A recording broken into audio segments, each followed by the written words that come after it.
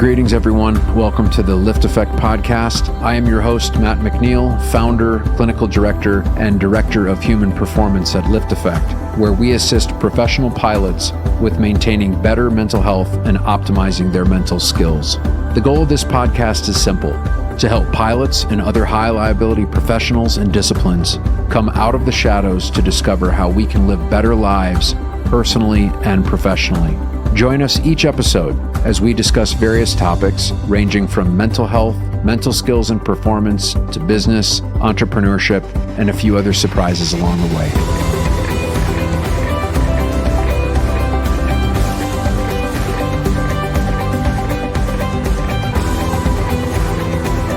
Welcome, ladies and gentlemen, to another episode of the LiftAffect podcast. I'm Karl Keller, and I'm looking at the mug of the day. No, not my coffee mug, sorry. Matt McNeil sitting there smiling, wondering what I'm going to say today to sit there and make him sit there and snicker and laugh and yuck. So, Tag, you get to look at my coffee mug, and I get to look at your mug. Yeah, man. Sweet. What's up? Yeah. How are you doing? I'm doing okay. I'm doing good. How you doing? What's the good word? The word is it's Friday. It's another week down. It's been a busy week. It's just a lot of stuff going on and just trying to get everything squared away and keep things going. How about you? It's been a super busy week. My wife broke her foot yesterday. Oh, man. So that I had to cancel the afternoon to take her to the hospital, and so I'm trying to make up for it today with, it's like, okay, let's cram everything in on my admin day. Friday is turning into a everything day. So, but it's, I hate to say it in that regards, at least it's a place where you at least had some space, whereas before you didn't. Right. I've always thought that one of the things that, and I've said this about airline management, same thing, is one of the things they seem to always excel at is crisis and chaos management. Yeah. That when things get really hectic, you are able to find a way to push through it. But that's, like you say, it's not the way to live life. Unless you fly for a regional, then then it's, if anything out of the ordinary happens, the wheels just completely come off. That was where it's like, you're like, okay, I don't fly for a real airline. I mean, no, I'm joking, but it's like, there's a big difference between United and a regional feeder for United, in that. When there's IROPS, my biggest complaint about the regionals was it felt like everything was together when everything was good. But as soon as you throw a little wrench in there, it was just like it's like a jalopy, man. It just everything imploded, man. There's no hotel rooms, no planes, no crew, nobody knows what the heck's going on. Yeah, on the operation, things oftentimes seem to make happen. But don't talk about hotels, though. That was always a nightmare. Even when things were going well, it seemed like that was a challenge. And that's kind of an interesting segue into talking about something that we deal with all the time, which is being in the simulator when things go well, and then when things don't, and how to deal with issues that occur in there. Because we had a couple of questions talking about how to deal with issues when you're in the simulator and how to address those kind of things. And so that's probably a pretty good segue into dealing with chaos and dealing with things when they aren't quite going well. I'm leaving it open-ended a little bit because it's pretty open. Yeah, it is. Okay. Well, I think when things start to fall apart in the sim, I don't know the specific question that you got, but that we got. But I get questions about that, is like, well, what, things start to be, feel like they're going badly in the sim, which is usually, it's not, I mean, there could just be the sort of the brain fart where it's like, okay, I just blew through that localizer, or I completely missed the altitude, or whatever happens, or I crashed it. Sometimes you don't want to I mean, and that's just like, okay, that's just not your day. Anybody can fail a check ride on any given day for any reason. That's just the game that we play. And sometimes it just happens, right? You're like, I don't even know what happened, but I biffed that up and I, pink slip, it's like, you got to get a retrain. That's what's nice about AQP is you can, try it again. They understand that anybody can fail a ride on any given day, and that's fine. But when I think the more insidious issue that we see where people really come to LiftAffect for mental skills training is when they feel like there's this pattern of death by 1,000 paper cuts, where the checking events there's an erosion that just happens consistently, where they're like, I just can't seem to get it together. And the trigger is I made a mistake, and then I just kept making mistake after mistake after mistake after mistake. And so that's where you can actually improve on that. You can work on that. So there's many, many reasons why that could be happening. But it comes down to mental management. Mental management is like the 100,000-foot banner. Okay, this is a mental management issue that you have. Now, what are the mile markers along the road of mental management? Well, mindset, motivation and commitment, focus and awareness, self-control and discipline, which I think is the biggest one. Maybe we can hammer on that for a second. But things like, not being able to use mental imagery, not establishing habits and good routines. There's a bunch of reasons of where things can erode under the banner of mental management. But I think what I see the biggest issue with, and it's funny, I was just working on this morning with Brian, who on just kind of the mental skills stuff. He's starting to do some coaching on that. He's amazing. He's amazing. He's amazing. He really We're gonna have him on the podcast. But Brian is just a superstar, and he's a huge contributor to our community. But we were talking about self-control and discipline, and so since it's on the top of my mind, why don't we just talk about that for a little bit? Sure. So I was gonna follow up if you didn't. Okay, I knew you were. I could see it in your eyes. You had that look in your eye. I was like, uh-oh. Yeah. You like that look, don't He's you? going in for the kill. That caught the big guy's attention, man. Usually it's more the glazing, like, oh my God, you are so smart. Sometimes I sit there and go, God, it's like holding that candle. I just have nothing better to do. It's not smart, man. It's not smart. So what I see the biggest problem is there's a lack of self-control and there's a lack of discipline in adversity in the sim, or even out online where this can happen too. You're not controlling your own emotions. You're not controlling your behaviors. And so let's start with, there's some myths, I think, around self-control and discipline that people maintain when you think about that. One is, if I have self-control and discipline, I don't have any enjoyment, or I don't have any fun. It takes all the fun out of the activity. And I see this in sports a lot, especially with younger kids. They are like, but I just want to have fun. This takes the fun out of it. If I have self-control and I have discipline, then I'm not going to have as much fun. That's a myth. That's actually not true. I think self-control and discipline actually allows you to have more fun, because you can actually make progress at the activity.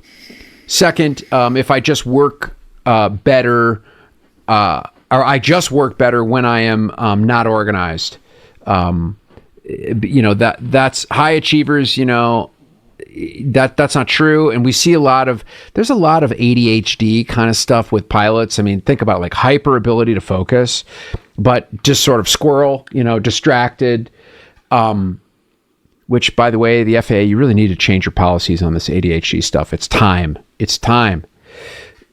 But I digress. So that you actually know, even if you're kind of an OCD type, high achievers have a system and a structure to be consistent, and consistency wins at the end of the game. It always wins. Like we always say in V1, do a little bit, like break it down even smaller, but just do that a lot. Watch how that changes versus trying to do some big grandiose thing and you just do it once and then you drop it. Pilots are perfectionists, and what we see a lot when people don't perform is they start to punish themselves, when they feel that there's a lack of self-control and discipline, which is, how do they punish themselves? Self-loathing, avoidance behaviors, just poor self-image, that kind of thing. And then there's a myth too, is that self-control is all you need. No, it's not. Discipline is actually more important than self-control. Self-control is a last-ditch effort behind the most important aspect of better preparation and routines. So that's important. Okay, so now that's kind of like the BS that goes out there about what is self-control and what is discipline. So then how do you apply this? Well, there's some very practical ways you can do this. It's really important, and instructors that are listening to this, we've preached on it before. We've talked about this probably ad nauseum, but repetition's the mother of mastery. You have to emphasize the positive. If you just emphasize that, it's not to not acknowledge the areas that need work, but if you only focus on that, you're imprinting basically a deficit-based approach versus a strengths-based approach. You need to emphasize the positive. So for that pilot that's falling short in the sim-a-lot, they never are emphasizing anything positive, ever. They're only focusing on the area that needs improvement. Everybody is capable of better self-control and discipline. And this old dogs can't learn new tricks, which is, some of these pilots that come to us when they're older and they go, I can't do that. That's not how I am. That's not how I do this. I always just insert the word yet. So that is not true. There's not a point where you're too old to learn this. If you're too old to learn this, you shouldn't be in the cockpit. I mean, if you can't learn something new, then there's probably a bigger issue that's going on. Yep.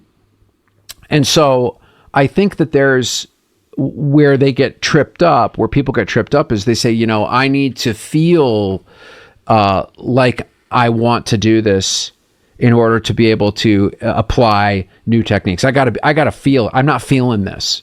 Guys say, I'm not feeling this. And it's like, well, actually, no, you actually don't need to feel anything. There's, in our society, and I think the way our brains work, we tend to think, I have to feel better mentally before I can then execute behaviorally, right? Like, nah, I just don't feel like getting up and doing it today. I'm not feeling it. I need to get myself in a better mind space before I can do this. Actually, not true. That's an inside out approach. I got to improve inside before I can then go outside. Actually, outside in is more powerful. And in psychology, we call that behavioral activation. Sometimes if you just change your behavior, that will then impact internally what's happening emotionally. So understanding the difference between your actions and how you feel about it, that's a big difference. You got to understand that if you're going to start to work on self-control, right? I don't really care if you're upset or if you're losing your mind and you're going into catastrophic thinking. You can still direct your behavior in a way that is more adaptive, that will, give you a better shot at improving your performance. And in fact, if you just execute that behavior, let's watch what that does to you emotionally. Does that make sense? Oh yeah. Yeah. And I would want to take this. I'm gonna step outside the cockpit for a second and go, what you just said. You said something that I think is so important, and I think we all miss it and don't do enough of it. You said emphasize the positive. Think, and I'm gonna put it in a context that we deal with every day, and that is as a spouse and as a parent, dealing with our loved ones when our child is doing something wrong, or we're frustrated with our spouse, and we immediately go negative and focus exclusively on the negative without, like you say, emphasizing the positive. It's like, with a spouse, you chose them. The children, that's a slightly different story. But if, like you say, if all you're talking about is the negative and that's all they hear, how is that positive impact? And the same thing with your spouse. If that's what they hear, you're one step closer to not having a spouse type thing. So I think... Or just having a very unhappy one. Yeah. Oh, yeah. Just having a miserable relationship. So I think that is such an important thing that encompasses everything we do, and like I said, you focused it on the cockpit, but I just think that step back and look at applying that throughout your life could have amazing changes. Yes. And I need to do more of it. We all do. I mean, we all do. Yeah. And we go into that freeze, fight, or run response just because of our biological makeup to really focus on what is the threat. Because again, we seek pleasure and avoid pain. And we want to be like, oh my God, everything is a potential pain inducer. And so it's a tendency to go very negative. I mean, there's Jason Selk is an incredible sports psychologist, and he talks about there's two levels of thinking that we are into. There's problem-centric thinking, PCT, which we just go to. That's what we do. We just focus on the problems. And when you get into that, you can actually, through your own initiative, go into relentless solution focus thinking, RSF. So PCT should trigger RSF. Relentless solution focus is, okay, what is one thing I can do to improve this situation right now? One thing, one little thing. That is really powerful. That's really, really powerful. So you have to be able to emphasize the positive. Understand that you're capable, and know the difference between your actions and your feelings. And you can still dictate your actions even if they're in direct opposition to your feelings about it. So now let's look at so what would be a strategy that you could teach somebody, which I think is what the question was, is, well, what do you do? The first thing that when I work with a client around this, and I'm just going to give you the 50,000 foot view. There's a lot that goes into this, but here's just kind of a quick snapshot. One is you got to flush when you make a mistake or you experience a negative emotion, thought, feeling. I mean, the number one innervator of self-control and discipline, and innervator means disruptor, of self-control and discipline is negative emotions, thoughts, feelings. We can't control those. I mean, they come up, right? You can't control what you think about. You can control where you try to place your attention, but sometimes we just have negative thoughts. Sometimes we have feelings that are uncomfortable. Sometimes situations are just kind of negative. And what erodes self-control and discipline is when that's negative, which makes sense, doesn't it? I mean, You get that negative situation, negative feeling, negative thought, and then it disrupts your self-control. It disrupts your ability to be disciplined in the moment. So those are bricks. I want you to think of those negative things, mistakes, negative thinking, negative feeling, negative emotions. Those are bricks. And the first thing you need to know is you got to understand that our actions and our decisions are like bricks. Mistakes are bricks, and you've got to train yourself to release the mental bricks that start to weigh you down. So step one is to recognize, oh, this is a brick. This is a brick. Because if you don't, you're just lugging this thing around that's weighing you down. So you got to recognize, as we always talk about, recognition is the first step of everything. I mean, most important part of stall recovery is knowing you're stalling. It's not getting the nose down. Recognize, right? Yep. Same thing with the emotional stall. Think of it as an emotional stall. Recognize that this is a brick. Step two is you have to release the brick. Get rid of it. In sports, a lot of times we talk about flush it. In aviation, I call outflow valve it. You have to visualize this brick getting sucked out of the outflow valve in the back. You can't just say, I need to release it. You've got to have a visual cue. That's how our brains work. You've got to imagine that mistake or that emotion or that whatever negative experience you're having. You got to make it become a brick. Sometimes you put the little name on it or there's a color to it. And then you have to visually picture it getting sucked out of the outflow valve. You're releasing it. Step three is then, and this is where Jason Selk's work is so powerful, is make the next best decision. Recover. No matter what has happened, which may have been out of your control. Maybe it was, the evaluator is, you saw him bring the clipboard up and he starts writing, which really freaks people out. They're like, oh God, what is he writing? Yeah. Oh, what is she writing down? But here's the deal. No matter what has happened, you can control what you do next. 100%. You 100%. control. I've always said, you can't change what's happened. It happened. It doesn't mean, when you say forget it and flush it, in my mind, I set it aside for the future. Because I want to sit there and go, why did I do what I did? So that I don't do it again in the future. But here's a differentiator. But it's not the time to do Now's not, and so you must flush it for now. Right. You got to get the F out of there. Don't, yes, I agree. You have to reflect later, but now's not the time. It's out of sight, out of mind, gone, so that you can focus on the here and now, because you've got to think about it as if you were really in the cockpit. It's not like you're going to stop the sim and set it down and go, hey, let's talk about this. Right. You treat it as if, things are going on. I've got that to is focus not going on to now. Exactly. What am I going to do to overcome whatever it is that occurred, or fix it, or move forward from it, fail forward. Whatever happened. You got to move forward. Yep. You're absolutely right.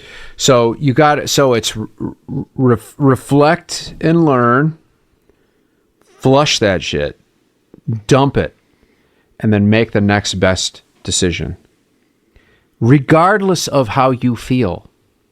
How you feel, I mean, I could tell you, I want you to feel like you cannot lift your arm above your head. I want you to just imagine that you can't like you don't have the ability to lift your arm above your head. Now lift your arm above your head and still feel like you cannot lift your arm above your head, right? I'm doing it. Well, how did I do that? It shows you that your emotions and your thoughts and your feelings, in many respects, when you have awareness, have nothing to do with what your behavior does.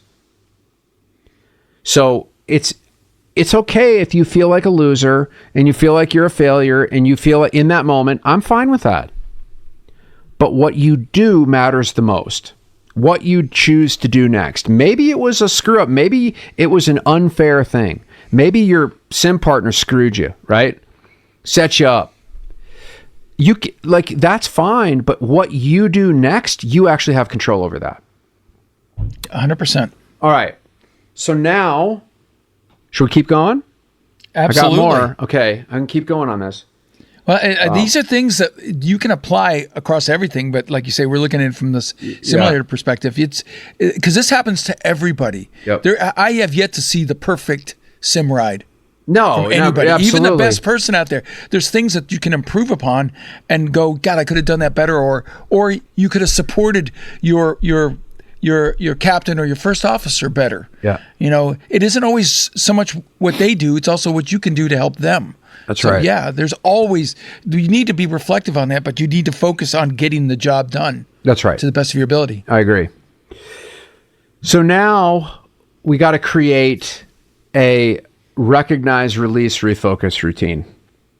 So this is useful. And the way I like to think about this, if you work with us, I think of light signals. Are you in a green light? Which is like everything's good, right? Things are flowing. It's like whipping through green lights, no problem. It's like green, green, green. You ever have those drives? You're like, this is amazing. I'm getting every green light. I never get it. Yeah. I forgot who I'm talking to. I envy those that do. Karl's sitting at the red light. He gets all the reds. And the problem is you're driving going, oh, that must be green because you're colorblind. Oh, look, green. Yeah, right. Exactly. So actually, I'm not colorblind, but no, you're not. Yeah, but okay. So I just don't want the FAA to be like, wait a minute, is Matt colorblind? It's like, well, I passed the test. But yeah, it's like, okay, so know your light signals. Green is good. Yellow means okay, there's some kind of issue that's starting to develop, and then red is full stop. I am activated. I'm in trouble. Heart's up in your throat. You feel the blood drain out of your face.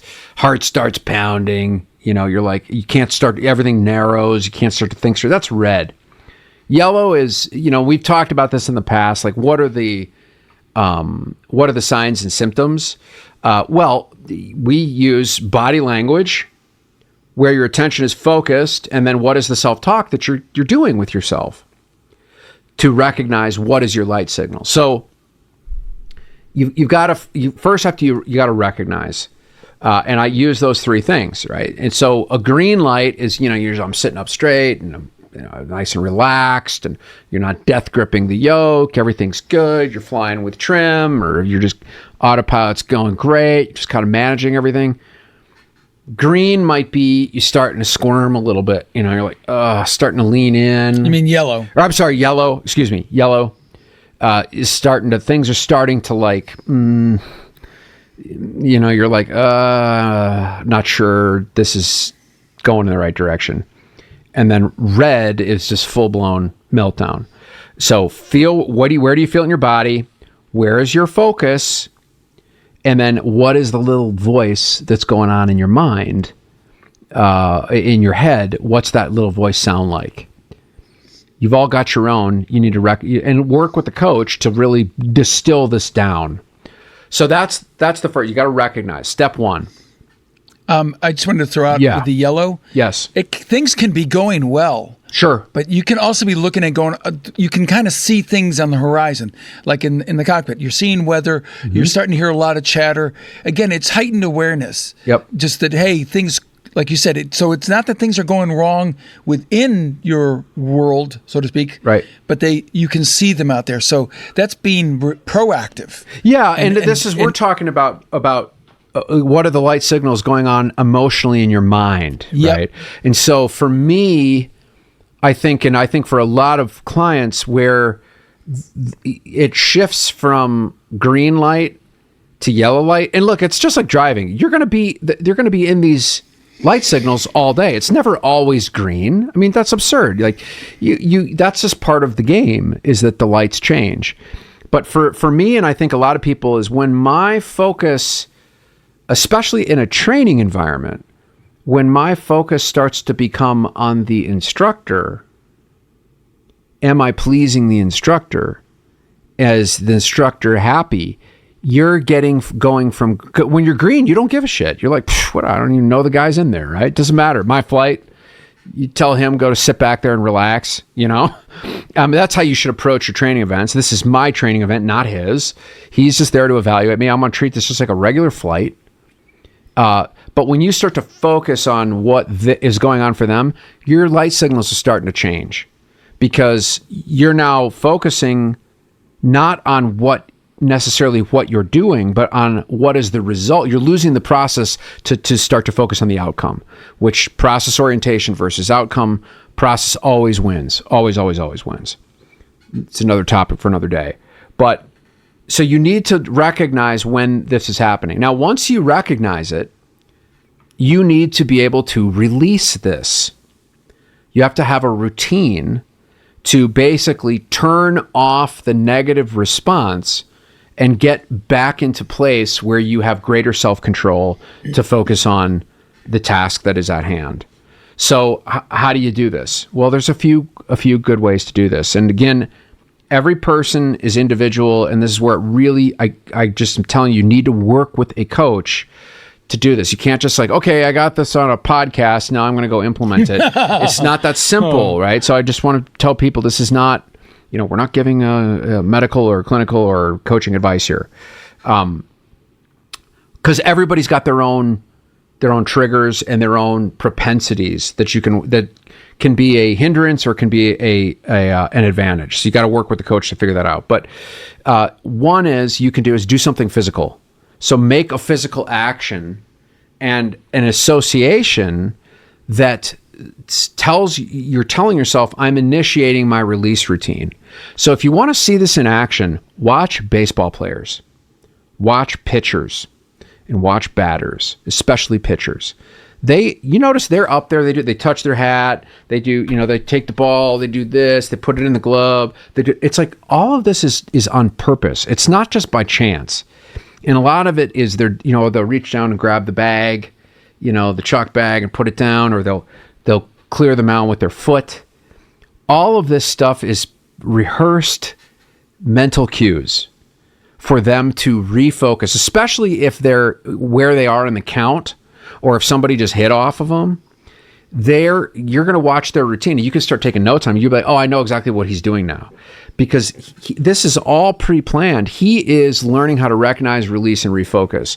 So get back in the zone. Get back in the zone. It's just re-engage. So it starts with doing something simple, something physical that you can trigger. Okay, I am now refocusing. Second, breathe. Yeah, that's why they're always like, you can see them breathe. Pitch or batters, same thing. Breath is everything, and we harp on it in V1 all the time. Just breathe. We don't breathe properly, and breath is life. And so just taking a inhale for 5, hold for 2, exhale for 7 is through the nose, not through the mouth. Through the nose. We've talked about this before. Yes. Mouth closed. Mouth closed, because you don't want to trigger the parasympathetic. Yeah, you're triggering your nervous system otherwise. So you want to let this okay, I'm going to take a deep breath and focus on a focal point. A focal point is a spot that reminds you to come back to the present moment. That's the attitude indicator. Attitude is the present moment of your life, right? Just like when we're in an instrument scan, you can look at all the other stuff, but eventually you want to look at the attitude indicator to get the big picture of okay, what's the basic attitude of this? Does it make sense? Or is this going in the wrong direction here? So take that deep breath, and then it really helps to have some kind of verbal trigger, a simple word that you can use, like recover, release, you got this, yes, whatever it is. You decide something that really resonates with you, that just triggers you, that you are now kind of releasing this, you're resetting. Then we have to go into refocus. So take a deep breath on the focal point, and then you can have a thought, an image, or a feeling, TIFF, where you want to refocus on the image and a feeling that you want to portray or embody to get yourself back into this green, from the red or the yellow back into green. And that might be this is going to feel great when I'm done. This is going to feel awesome when I nail this maneuver, or I'm going to absolutely get my game back here, and that's going to feel great. So you can trigger that, and then most importantly, repeat it. Repeat every time you do this. I think I'm going to have to work with you on my verbal cue. I'm thinking squirrel isn't cutting it anymore. Squirrel. Yeah, squirrel. Squirrel. Darn it. That's not my recover word. Oh shit. What was I doing? Yeah, squirrel. Right. So that's like a quick, that's a quick sort of idea of what can you do when you feel like things are starting to go south in the environment. These are actionable steps. But like I said before, work with somebody to really develop this to tailor it around your specific issues and your own kind of what's going to really work with you, because it's got to be right for you. It can't be, what somebody else does. It's got to find the right thing that's going to really resonate for you. And then you can just go with that, and it'll change your entire experience. You could use this in anything, not just in the sim. And I was going to say, this is going way outside of it, but just anything that triggers you, recognize it. I think about it because it happens. It seems like more often than I would like to say sometimes with my children, and they do things and they irritate you. Recognize that you're getting irritated, because the goal is to sit there and maintain a balanced, positive, calm approach to stuff. When you get frustrated, all of a sudden you're losing your perspective of stuff. Recognize that, take that deep breath, kind of recage the gyro, get back to the moment and what was the issue, and deal with it in a positive manner. Yeah. So everything you said here that is so important and useful in your professional life, can be applied throughout. And I think the most important thing to take away from that is the more you incorporate that, the more it becomes a habit. And then that's that consistency, and that's what you'll do it because that's part of what you do now all the time. That's how you handle things. If that's not the way you live your life, it's harder for you to sit there and do that because now you're doing it only situationally. You know, I think I made a comment on a recent one. It was so hard when we first had to start putting on our seatbelts. Yep. And now I just do it automatically. Yeah. I don't situationally. Feels weird if you don't have it on. Yeah, I'll put it on when my wife's in the car, but not when I'm alone. No, I put it on all the time. I don't even think about it. So if you apply these things and you put them in your life, because these are things that will serve you well. Yes. They'll allow you to deal with issues like this without having, because you'll just do it automatically. Yep. It'll be, I'll step back, recage my gyro, and move forward. So this is a life long learning lesson here that you can apply across everything. Yep. I agree. 100%. There you have it. More to the story, but that's a starter method, just to kind of wet your whistle a little bit. Hopefully it was useful. I don't know. Yep.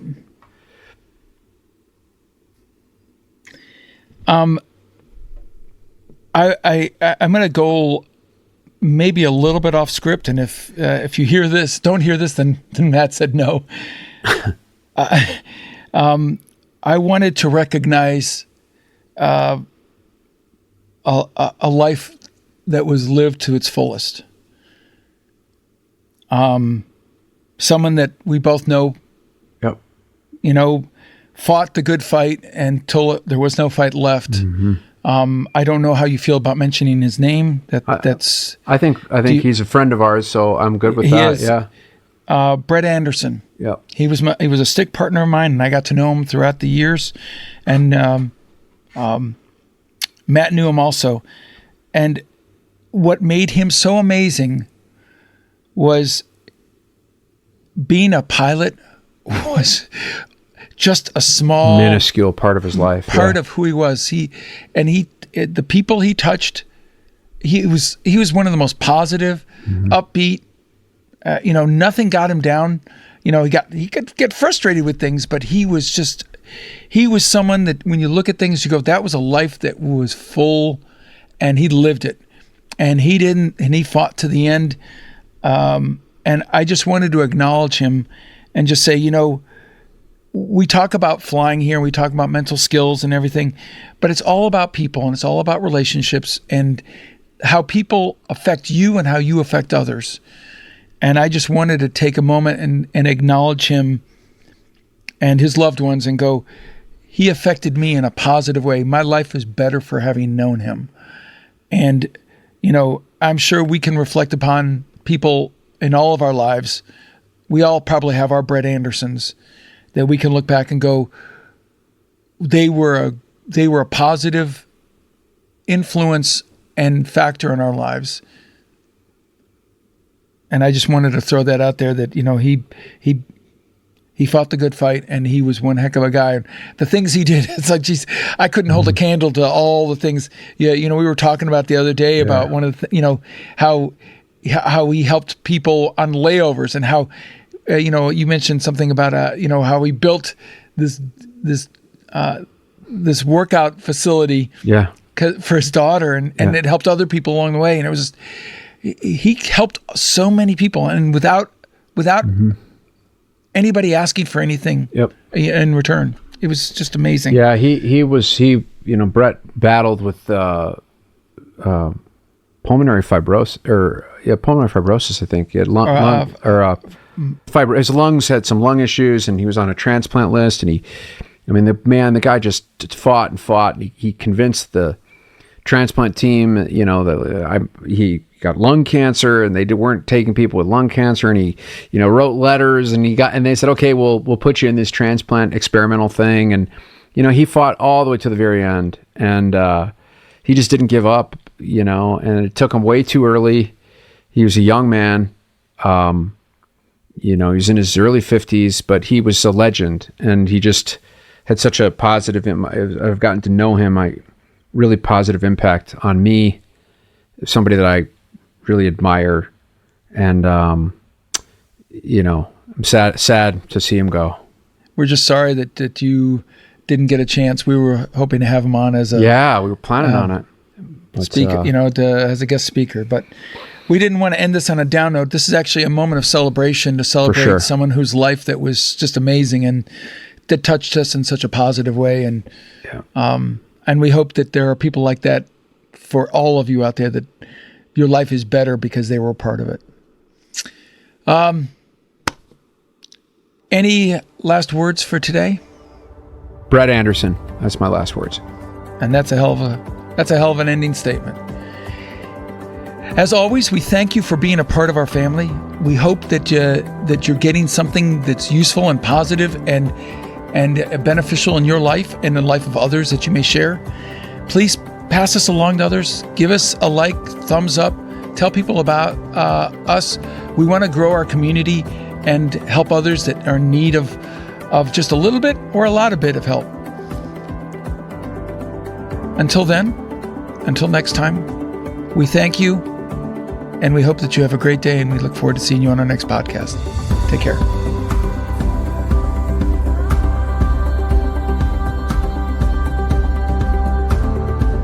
Thank you for listening to this week's episode of the LiftAffect podcast. If you want to dive deeper into this episode and every episode, go to our website, LiftAffect.com/podcast. If you're enjoying the show, we would love it if you'd follow us on Spotify and rate, review, and subscribe on Apple Podcasts. We really appreciate your support. You can find me on Facebook, Instagram, and LinkedIn, all with the ID Matthew McNeil.